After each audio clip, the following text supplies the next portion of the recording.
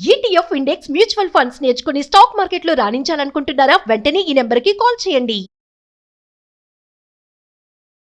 నమస్కారం, welcome to Suman TV. Budget announcements complete అయ్యాయి. ట్రేడర్స్కి, ఇన్వెస్టర్స్కి bad news, especially speculators.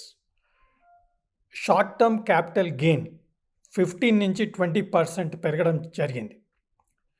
Last 6 మంత్స్లో, లాస్ట్ 3 మంత్స్లో మనం పికప్ చేసుకున్న స్టాక్స్ ఇప్పుడు బుక్ చేస్తే 5% ఎక్కువ ట్యాక్స్ కట్టాల్సి వస్తుంది. షార్ట్ టర్మ్ క్యాపిటల్ గెయిన్ 20%గా అనౌన్స్మెంట్ చేశారు. Immediate effect. Next, capital gain, long term capital gain 10 నుంచి 12.5% పెంచబడింది.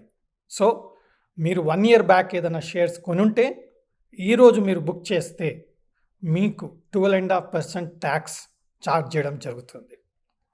బట్ ఎస్టీటీ పెంచడం జరిగింది, అది ఈ రోజు నుంచి ఇఫెక్ట్ వస్తుంది. సో ఈ రోజు నుంచి మీరు ఎఫ్ఎండో ట్రేడింగ్ చేస్తే మీరు ఎక్కువ ఎస్టీటీ కట్టబోతున్నారు. సో ట్రేడర్స్ని, స్పెక్యులేటర్స్ని, కొంతవరకు ఇన్వెస్టర్స్ని కూడా ఎక్కువ ఛార్జ్ చేయడం జరుగుతుంది. దీనివల్ల మార్కెట్స్ డెఫినెట్గా sideways to some profit బుకింగ్కి కంటిన్యూ అయ్యే అవకాశాలు ఉన్నాయి. బట్ దీనికి మనకు భయపడాల్సిన అవసరం లేదు. మనం గత 6 నెలలుగా ఇన్వెస్ట్ చేయాలనుకుంటున్న స్టాక్స్ బాగా పెరగడం జరిగింది.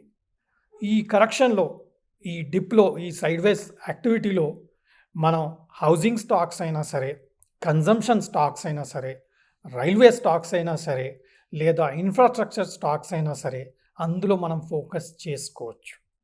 Already PSUs under valued, housing finance under valued, paper stocks under valued. ఈ కరెక్షన్లో ఇంకా బెటర్ వాల్యూలో మనకు దొరికే అవకాశం ఉంది కాబట్టి మనం సంతోషదగ్గ విషయంగానే మనం చూడాలి. మనం ఇన్వెస్టర్గా మారితేనే మనకు బెటర్ రిటర్న్స్ వచ్చే అవకాశం ఉంది కాబట్టి గవర్నమెంట్ వాంట్ అందరినీ ఇన్వెస్టర్స్గా మార్చాలని చూస్తుంది కాబట్టి మనం ఇన్వెస్టర్స్గా మారడంలో తప్పేమీ లేదు. లాంగ్ టర్మ్ గ్రోత్ స్టోరీలో పార్టిసిపేట్ చేస్తే మంచి రిటర్న్స్ వస్తాయనే దానికి సందేహమే లేదు. మనం అనుకున్నట్టు కన్జంప్షన్ని ఇంక్రీజ్ చేయాలి అనే ఆలోచనలో గవర్నమెంట్ ఉన్నట్టుగా అనుకున్నాం. ట్యాక్సేషన్లో మనందరికీ శుభవార్త. దాదాపు 17,500 రూపీస్ ట్యాక్స్ మనకు ఇప్పటి నుంచి సేవ్ అవ్వబోతుంది న్యూ ట్యాక్స్ రెజ్యూమ్లో. అది మనకు సేవింగ్గానే వస్తుంది కాబట్టి మన పర్ క్యాపిటల్ ఇన్కంలో ట్యాక్స్ మనం తగ్గిపోతుంది. సో వాటిని మనం కన్జంప్షన్కి వాడే బదులు కన్జంప్షన్ స్టోరీలో ఇన్వెస్ట్ చేస్తే మనకు బెటర్ రిటర్న్స్ వచ్చే అవకాశం ఉంది. మనం ట్యాక్స్ సేవ్ అవుతుంది అన్న ఆలోచన లేకుండింది, బట్ ఇప్పుడు మనకు 17,500 rupees per head minimum tax మనకు సేవింగ్ వస్తుంది కాబట్టి డెఫినెట్గా మనం కన్జంప్షన్ స్టోరీలా ఆ అమౌంట్ని ఇన్వెస్ట్ చేయండి. 20,000 రూపీస్ ఒక ఇండెక్స్ ఫండ్ ఆర్ కన్జంప్షన్ ఫండ్లో ఇన్వెస్ట్ చేస్తే 20 years 2 crores కార్పస్ బిల్డ్ అయ్యే అవకాశం ఉంది. ఎవరికైతే ఇప్పటి వరకు ఇన్వెస్ట్మెంట్కి మనీ సరిపోదు అని అనుకున్నారో ఈ ట్యాక్స్ సేవింగ్ వలన మనకి ఈ మనీ వస్తుంది కాబట్టి దాంట్లో అట్లీస్ట్ ఒక 50% ఎస్ఐపి రూపంలో మీరు ఇన్వెస్ట్ చేస్తే బెటర్ రిటర్న్స్ వచ్చే అవకాశం ఉంది. 17,500 రూపీస్ ఫర్ 1 year. దాన్ని మీరు 1,500 రూపీస్ పర్ మంత్ ఎస్ఐపి లెక్క వేసుకుంటూ వెళ్తే మీకు మంచి రిటర్న్స్ వచ్చే అవకాశం ఉంది. అదేవిధంగా హౌసింగ్కి దాదాపుగా 10 lakh crores బడ్జెట్ అలొకేషన్ ఇచ్చి హౌసింగ్కి ప్రయారిటీ ఇవ్వడం చూస్తున్నాం. ఇన్ఫ్రాస్ట్రక్చర్కి government spending 11 lakh crores announcement interim budget ఫిబ్రవరిలో ఇవ్వడం జరిగింది. ఇప్పుడు 10 lakh crores హౌసింగ్కి ఇవ్వడం జరిగింది. It's a clear indication housing is the sunrise industry in India. మనకు హౌసింగ్ సంబంధించిన స్టాక్స్ అయినా సరే, లేదా హౌసింగ్ సంబంధించిన మ్యూచువల్ ఫండ్లో ఎస్ఐపి ఇమ్మీడియట్గా స్టార్ట్ చేసుకునే అవకాశం కల్పిస్తుంది. ఆల్రెడీ హౌసింగ్ సెక్టర్ ఇండియాలో బూమ్ అవుతుంది.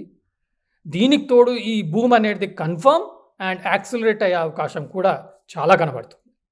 సో ఎస్ఐపి రూపంలో మనం హౌసింగ్ సెక్టర్కి సంబంధించిన మ్యూచువల్ ఫండ్స్లో ఇన్వెస్ట్ చేయొచ్చు, లేదా ఆంధ్ర బేస్డ్ కంపెనీస్, ఆంధ్రాకి స్పెషల్ ప్యాకేజ్ ఆల్మోస్ట్ 15,000 crores అడిషనల్గా అలొకేట్ చేయడం జరిగింది.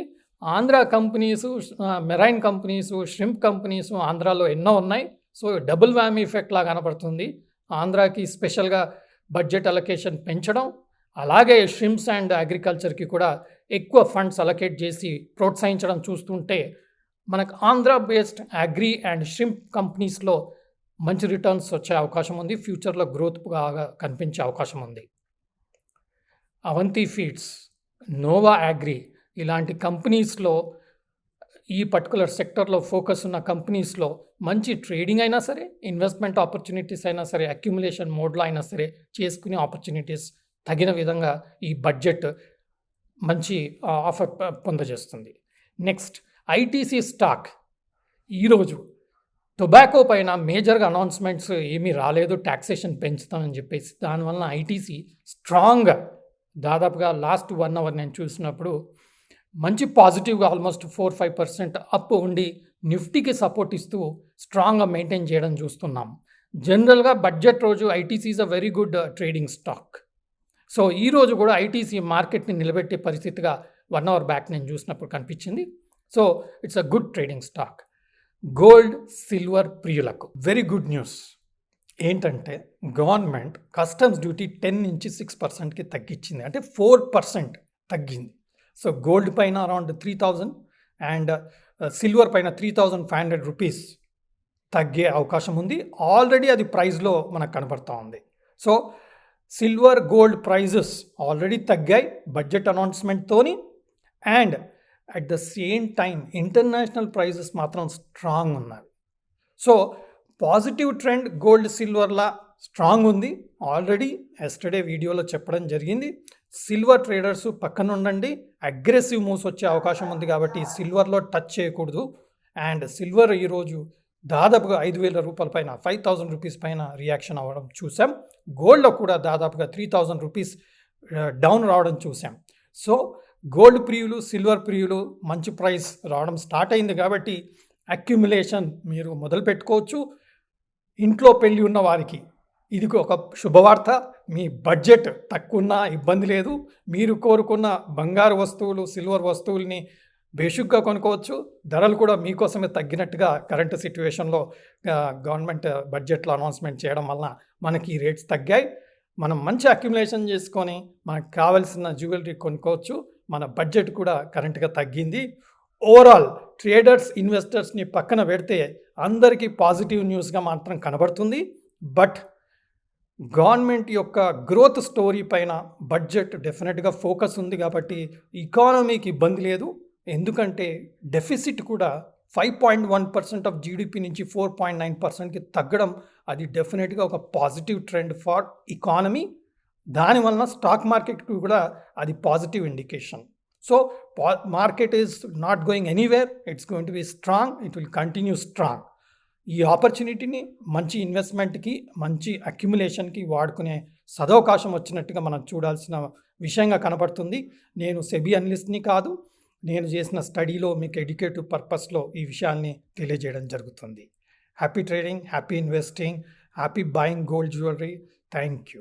సుమన్ టీవీలో మీ పర్సనల్ అండ్ బిజినెస్ ప్రమోషన్స్ కోసం కింది నెంబర్కి కాంటాక్ట్ చేయండి.